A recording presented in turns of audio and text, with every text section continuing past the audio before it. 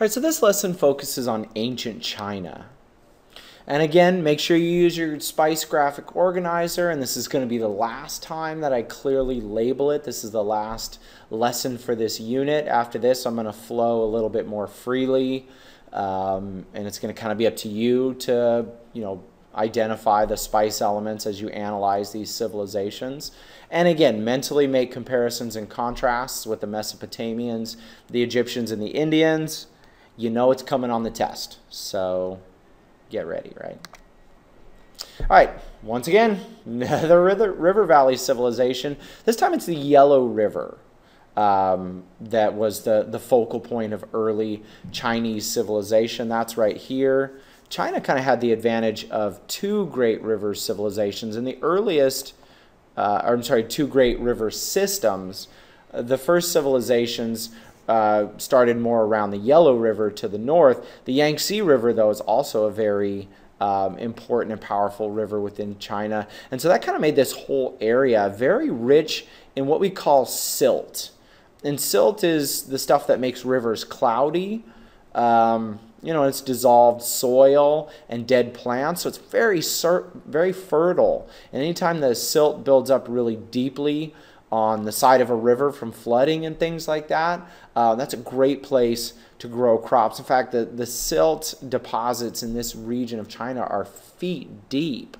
It's a great place to build a civilization, but the Yellow River is a tough river. It experiences heavy flooding. In fact, it has the nickname China's Sorrow. And so the earliest Chinese civilizations may have become organized simply to build things like dikes and levees and borders along these rivers. You can kind of see that right here.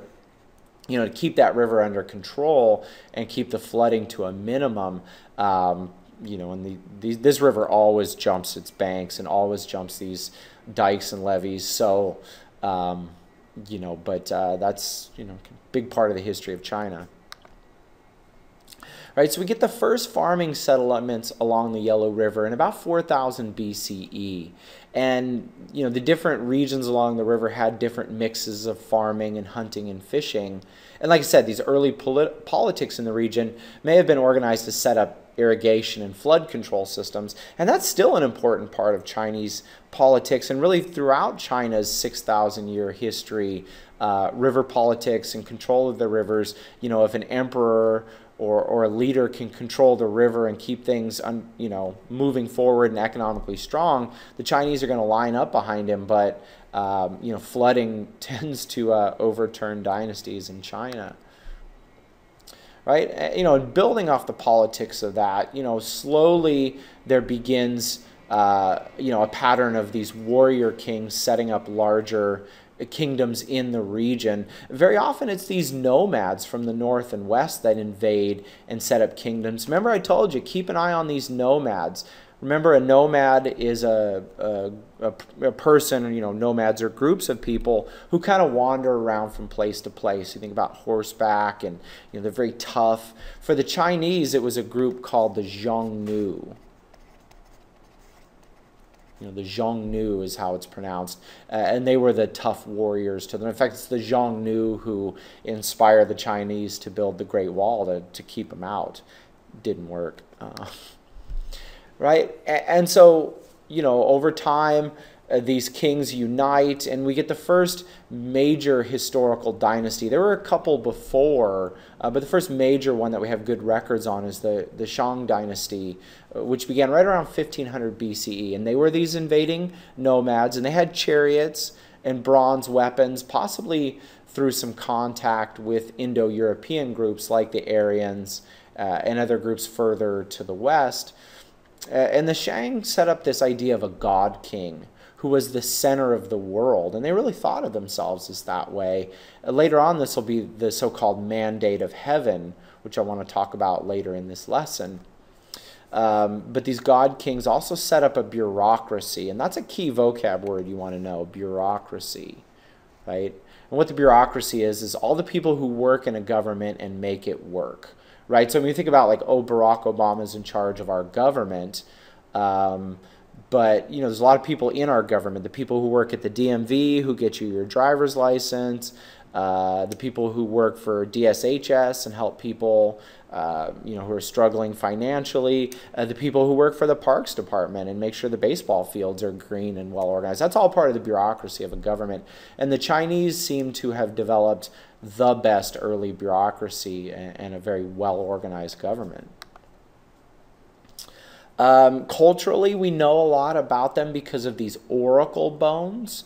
As always, it's the priests who are in charge of writing. And so the Chinese would carve these letters into these oracle bones and then put hot metal rods into them, and the bones would crack. And depending on the ways that they cracked and fell, that would be how these priests would know what the gods and the ancestors wanted of them. Over time, though, the job of writing shifts to the bureaucracy. Again, this government organization.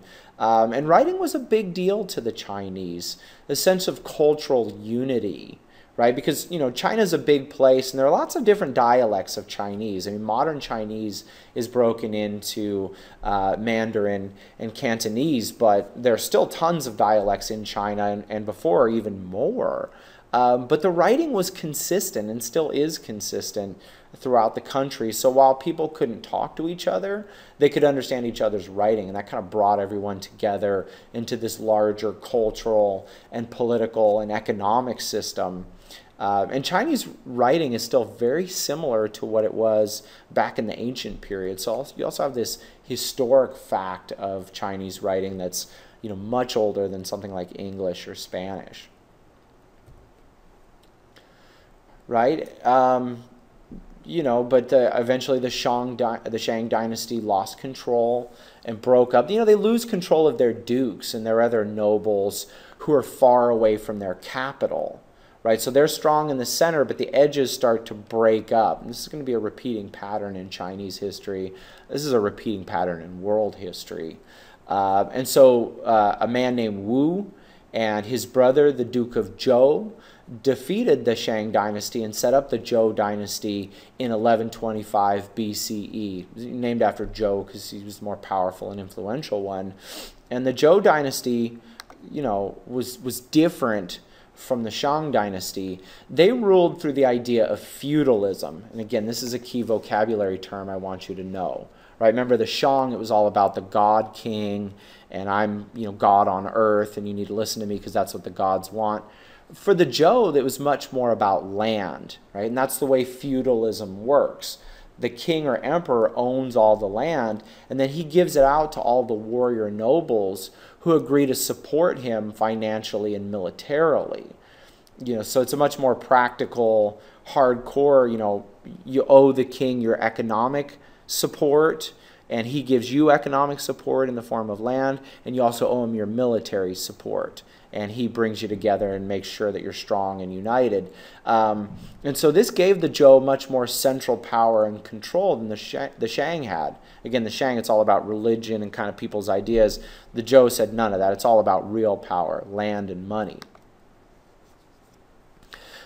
However, the Zhou did develop this idea of the mandate of heaven. So they did have a religious and a social idea here.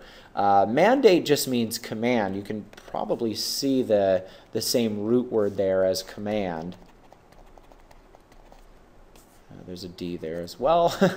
And for the Zhou, the mandate of heaven was their form of political legitimacy. And we've talked about political legitimacy, whether it's, an aristocracy or a theocracy. The Zhou were really smart because they mixed those together.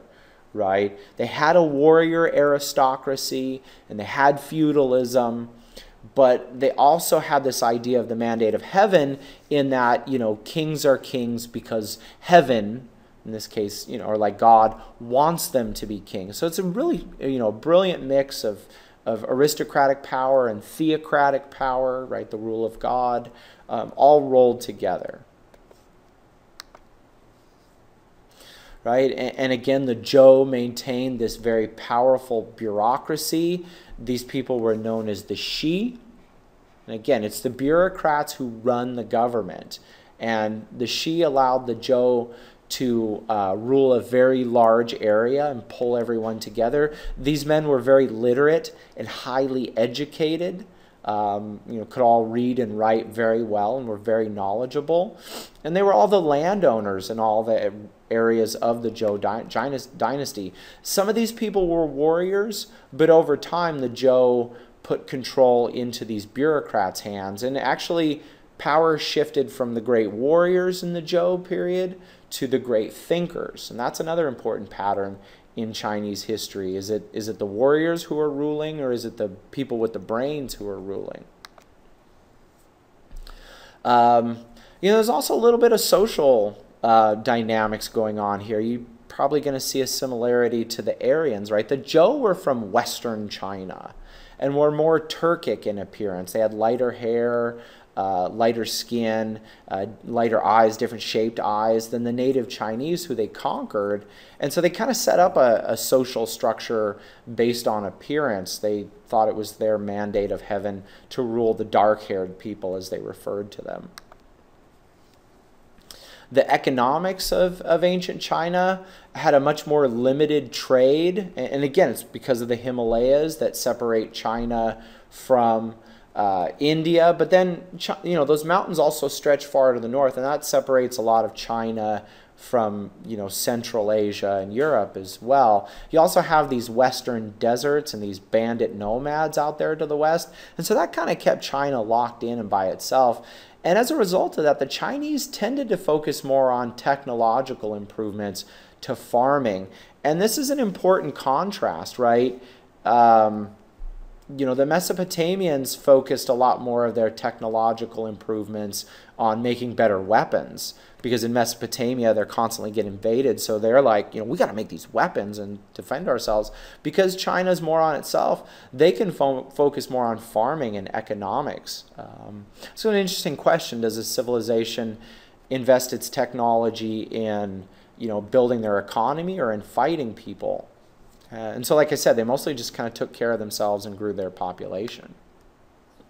Over time, though, the Zhou decline, starting in 771 BCE. Here come those northern barbarians again, those Xiongnu, and those are also the people who are later going to become the Huns. It's kind of hard for us to keep track of these people. They move around a lot. They don't have great written records. Just kind of these nomads. That's the Chinese just call them barbarians.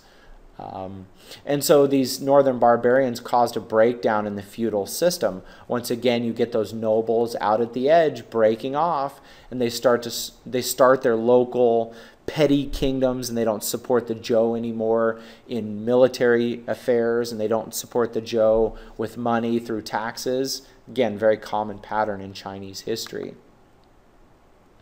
Now, I just want to make a brief note here about Confucius, and you can put him in the culture category.